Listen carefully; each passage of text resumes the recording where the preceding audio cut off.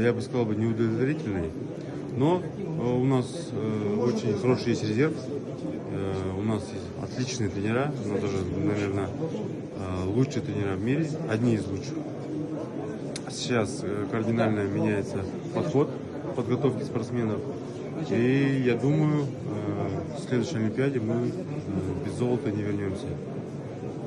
Я думаю, все, кто функционеры, спортсмены, тренера, медперсонал, я думаю, приложат все усилия, чтобы в Лос-Анджелесе в 2028 году наши спортсмены вернулись уже золото.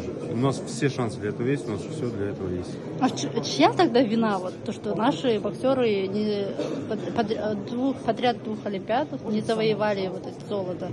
Вы знаете, тут прям конкретно сказать, чья это вина, я вам точно не скажу. Почему? Потому что бокс — это такой вид спорта, что и удача должна быть. То есть совокупность факторов должна перейти на твою сторону.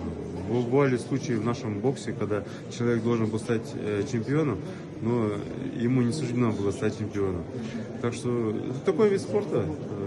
Есть свои риски. И, конечно же, удача должна быть на твоей стороне.